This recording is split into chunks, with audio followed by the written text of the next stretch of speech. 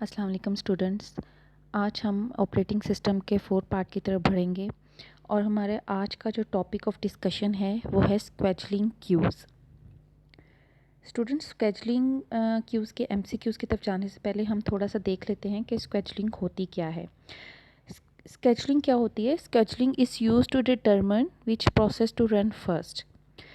जब हम multi programming system की बात करते हैं, जब भी हम मल्टी प्रोग्रामिंग सिस्टम की बात करते हैं या मल्टी प्रोसेसिंग सिस्टम की बात करते हैं, तो हमारे हमारे सिस्टम में एक से ज़्यादा प्रोसेस रन कर रहे होते हैं। तो इन प्रोसेस को स्केड्यूल करने के लिए कि एक प्रोसेस के बाद दूसरा कौन सा प्रोसेस आएगा, हमें स्केड्यूलिंग करनी पड़ती है। तो जब भी हम स्केड्यूलिंग करेंगे तो हमें डिफरेंट क्यूज़ अपने कंप्यूटर सिस्टम में आप ये कह सकते हैं हमारे कंप्यूटर सिस्टम में डिफरेंट क्यूज़ होते हैं। तो इसमें जो स्केड्यूलिंग के लिए जो सबसे पहला क्यू है वो है जॉब क्यू। जॉब क्यू में क्या होता है? The process enter into the computer system are put in the job queue. जो भी प्रोसेस, जैसे एक पी प्रोसेस 1 आया है, वो जब भी कंप्यूटर सिस्टम में एंटर होगा वो सबसे पहले जॉब क्यू में जाएगा। तो process enter into the computer system are put in the job Q.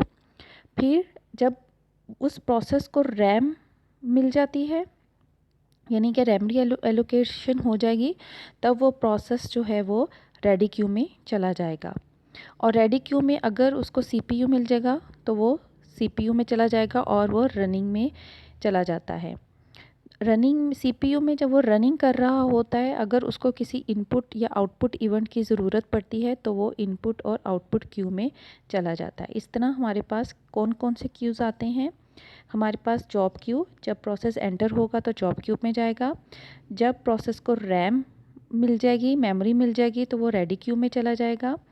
और जब भी उसको किसी इवेंट की ज़रूरत पड़ेगी, जब वो रनिंग में होगा और उसे किसी इवेंट की ज़रूरत पड़ेगी, तो वो थर्ड क्यू यानी कि वेटिंग क्यू में चला जाएगा। यहाँ पर एक चीज़ याद रखिएगा, इन जॉब क्यू को इनपुट क्यू भी कहते हैं और आपकी जो वेटिंग क्यू है इसको डिवाइस क्यू भी कहा जाता है। तो हम पढ़ते हैं अपने स्केड्यूलिंग क्यूज़ के एमसीक्यूज़ की तरफ और साथ साथ अब देखते हैं कि उन एमसीक्यूज़ में क्या है। सबसे पहला जो एमसीक्यू है वो है विच of the following does not interrupt uh running process.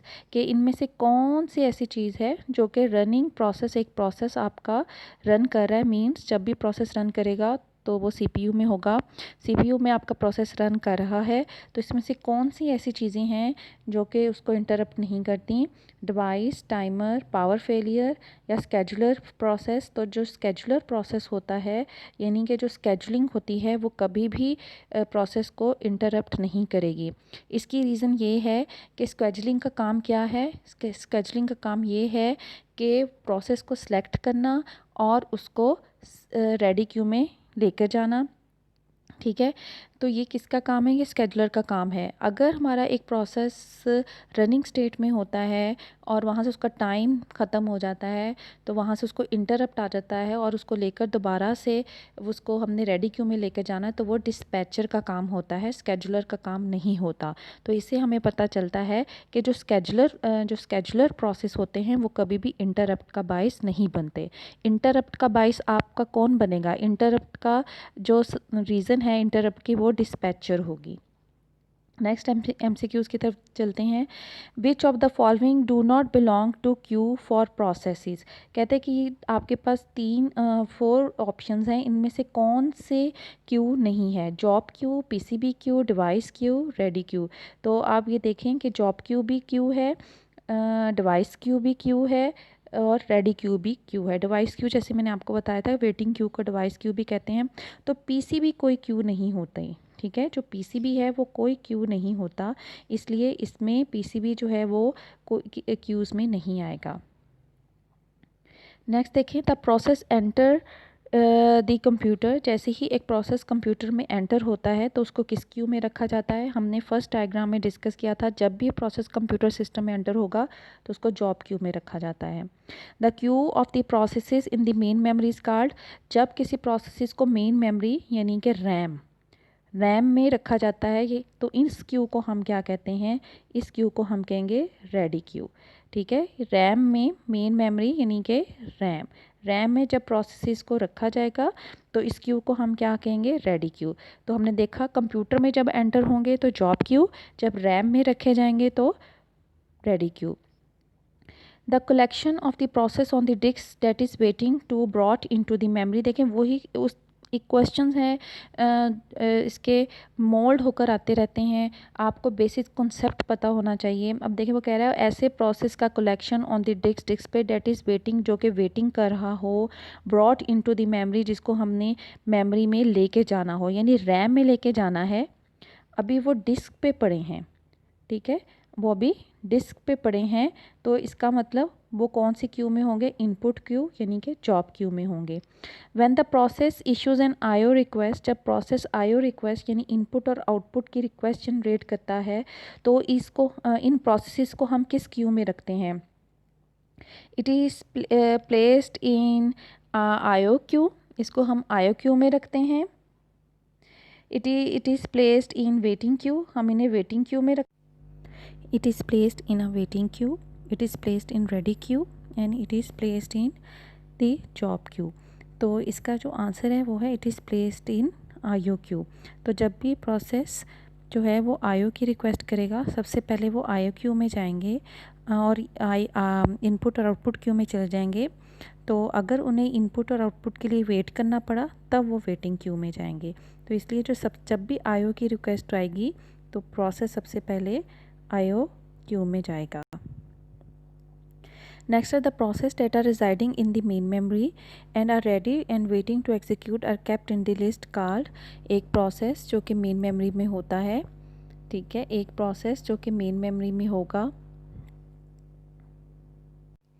Main memory में होगा तो वो और वेटिंग कर रहा होगा फॉर एग्जीक्यूशन, तो उसको कहाँ रखा जाएगा। हमने पहले भी पढ़ा था, अगर एक रैम में आपका प्रोसेस है यानी मेन मेमोरी में है और वो अभी एग्जीक्यूशन स्टेट में नहीं गया तो वो रेडी क्यू कहलाता है।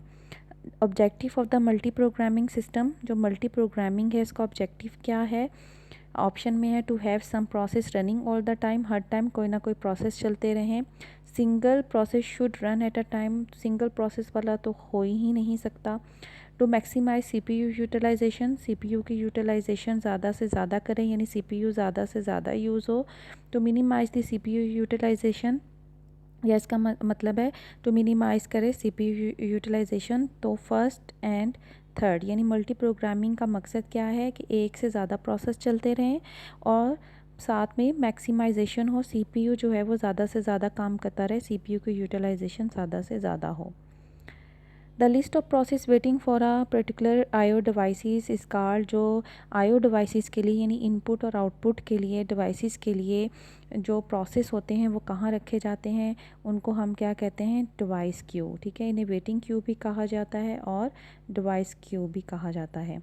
इनपुट और आउटपुट यानी इनपुट और आउटपुट के लिए जो हमारे पास क्यू होगी उसे हम डिवाइस क्यू या वेटिंग क्यू कहेंगे।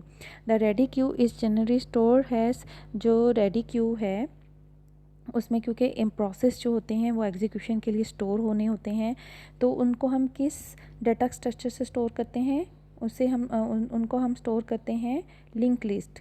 तो लिंक लिस्ट क्या है, लिंक लिस्ट हमारे पास एक डाटा स्ट्रक्चर है, ताकि इस डाटा स्ट्रक्चर को यूज़ कर हम देखते हैं कि एक प्रोसेस है P1, एक प्रोसेस है P2, वो रेडी क्यू में पड़ा है, तो लिंक लिस्ट से हम ये देखेंगे P1 पहले चलेगा उसके बाद P2 चलेगा, तो P1 के बाद किसने चलना है, P2 ने चलना है। तो इसके लिए हम जो डाटा स्ट्रक्चर यूज़ करते हैं वो लिंक लिस्ट है। तो रेडी क्यू में जो डाटा स्ट्रक्चर यूज़ होता है वो लिंक लिस्ट यूज़ होता है।